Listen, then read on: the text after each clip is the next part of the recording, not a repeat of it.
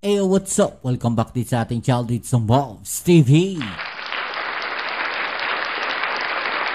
Alright, sa tayo nagbabalik muli mga kababayan para sa isa na namang reaction video at komentaryo. At ngayon pag-uusapan natin ang mga balitang ating nakalap, no? Pero syempre, bago ang lahat, please don't forget to subscribe, like, share, at comment dyan sa comment section. At pa-click na rin ang notification bell para ma-update kayo sa mga latest video uploads natin. Alright? So wag na natin patagalin, umpisahan na natin to. Let's go!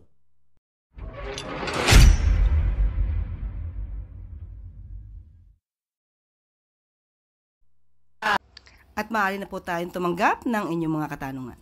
Maraming salamat, Yusek Claire. First question, Ivan Merina, GMA News. Happy birthday, Yusek. Good Thank morning. you. Sinabi po ni Secretary Boying Remulla ng Department of Justice na nakikipagtulungan ang kanyang kagawaran sa ICC para protektahan ng mga witnesses sa kasong crimes against humanity ni Pangulong Duterte. Unang tanong po, ito ba'y may basbas ng Pangulo at ito na ba ang posisyon ng bansa na makikipagtulungan na tayo sa ICC? Parang sa ating pagkakadinig ay tutulungan ng DOJ ang mga witnesses para makapag-testify, para mabigyan ng hustisya ang dapat na mabigyan ng hustisya. Hindi directly makikipagtulungan sa ICC. But this is upon the request of the ICC. Still, ang tutulungan po natin ay ang kapwa nating Pilipino na nangangailangan ng tulong para mabigyan sila ng hustisya. At yan din naman po ang sinasabi ng Commission on Human Rights at ating kausap. Ito po ang kanilang mensahe.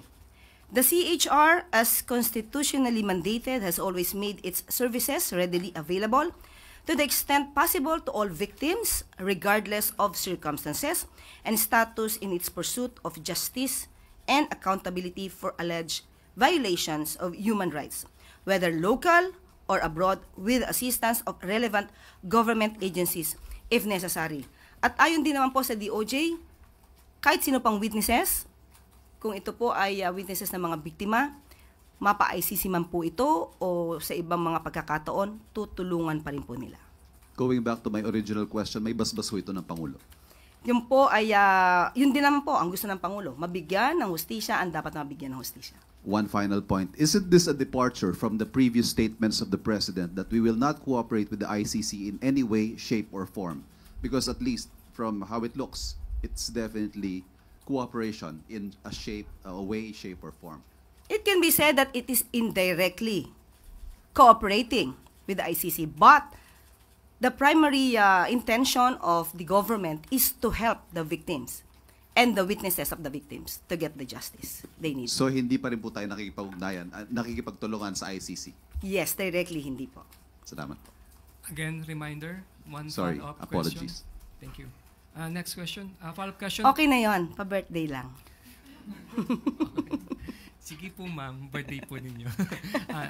Follow-up question, Mase Halili, TV5. Happy birthday, Yusek. Thank you. Yusek, follow-up lang.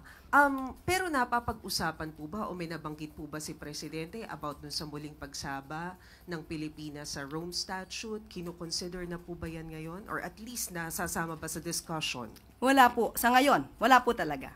Kapag ka po siguro nakabigyan kami ng pagkakataon ng Pangulo na mabanggit ko to ng mas malaliman, tignan natin kung ano yung kanyang magiging reaction. As of now, it's a foreign policy. Wala pa po talaga. Thank you, Mase. Follow-up question, Eden Santos, Net25. Maligayang kaarawan po, Yusek. Thank Sabi you. po ni Attorney Conti, they'd rather be protected by the ICC, referring to the witnesses po rather than the Philippine government. Parang nawawala po yung tiwala nila sa Philippine government dun sa kanyang statement. Siguro po sa kanyang, mahirap po magsalita kung anong po ang kanya nasa damdamin at nasa kanyang isipan. Siguro, I'd rather not comment to the reaction of Attorney Conti. Thank you, Eden. Next question, Ivy Reyes, Bilonario. Happy birthday po. Thank you. There's a circulating document in the Senate alleging that there's billions of pork barrel in the 2025 national budget SB Cheese neither confirmed nor denied this. And for example, Bulacan has 12 billion pesos and Sorsogon has 9 billion. Ano po ang masasabi ng pala sa usapin ng pork barrel na ito? Wala pong nakakarating sa amin na ganyang balita. Ngayon ko, on my part, ngayon ko lang din po nadinig ang ganyang sinasabi niyong papel na nagsisirculate. Yes po. Wala pong nakakarating sa atin. At hindi po ito nagiging issue sa palasyo. So, sorry, we deny that. Thank you po. Thank you, Ivy. Next question, Eden Santos, Net25. Yusek, tanong ko lang po, bakit po kaya hindi natuloy si Pangulong Ferdinand Marcos Jr. doon sa pagsalubong sa mga OFW from Israel nung Tuesday po? Di ba meron siyang schedule morning pero na-cancel dahil na-delayed yung flight. Dumating po ng gabi yung first batch ng OFWs from Israel. Pero hindi na po nagpunta ang Pangulo. Meron po bang mas mahalagang appointment or activity ang Pangulo that time kaya hindi po siya nakasalubong? Anong oras po ba dumating? Gabi na po. So, most probably, hindi po kasi yan yung naka-schedule sa Pangulo. At kapag ka po kasi ganito, nadidelay po yung flight, hindi po natin kabisado kung ano ang oras ng dating. So, hindi naman po intensyon, kasi 11 o'clock mukhang baka po ang Pangulo na yan ay nagpapahinga at naabisuhan na lang po siya. Siguro marahil ay the following day na po. So, hindi po Mga natin alam. 7-something Hindi po kasi natin alam ang tunay na sitwasyon, kaya mahirap po tayong magbigay ng anumang judgment na kung may mahalaga bang ginagawa ang Pangulo para hindi masalubong ang ating mga kababayan na nagmula sa Israel. Thank you. Maraming salamat, Eden. Next question, Ann Soberano, Bombo Radyo. Yusek, happy birthday. Thank you. Oo. Kuha lang po ako ng reaction from Malacanang. Nadismaya kasi po ang ilang mga transport group dahil sa di natuloy na fuel subsidy na ibibigay ng gobyerno. Ayon sa grupong Manibela, ramdam ng mga drivers and operators ang second tranche ng fuel price hike na nakatakda this week. So ano pong mga remedyo siguro pwedeng gawin dito, Yusek? Alam naman natin na ang Pangulo, kapakanan din ng mga PUV drivers, ng operators, ng mga transport groups, ang isa sa mga inuuna niya. Minsan po nga ay nagpasalamat din po ang ilang transport groups dahil nakikinig ang Pangulo sa kanilang mga panawagan tulad sa pag-increase ng private cars insurance. At ang pag-intindi sa sitwasyon ngayon ng PUV modernization program.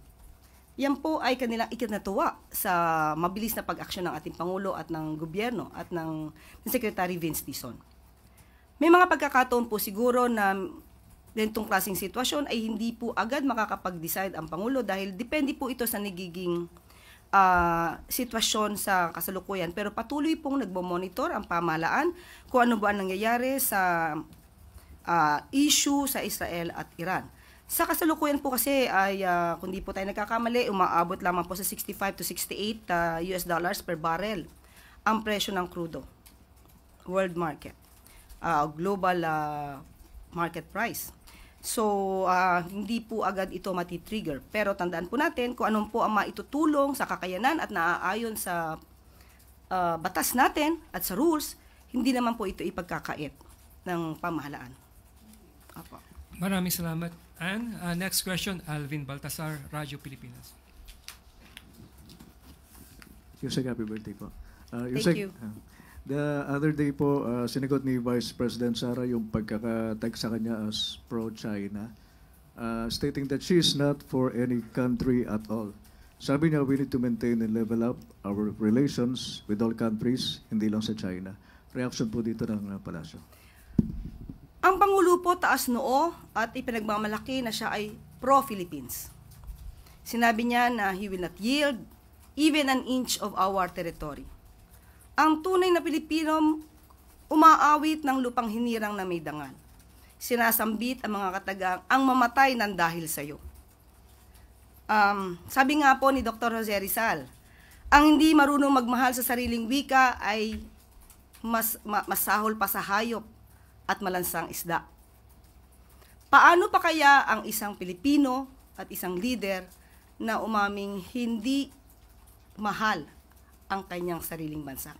Ano kaya ang kanilang amoy? Yun lang po. Maraming salamat, Alvin Baltasar. Next question, Harley Valbuena, PTB4. Happy birthday, Yusek Clear. Thank you. Ma'am, your reaction lang po on VP Sara's statement saying na makaluma daw po ang PNP because of focusing on police visibility in streets rather than using modern technology such as drones, CCTVs, among others.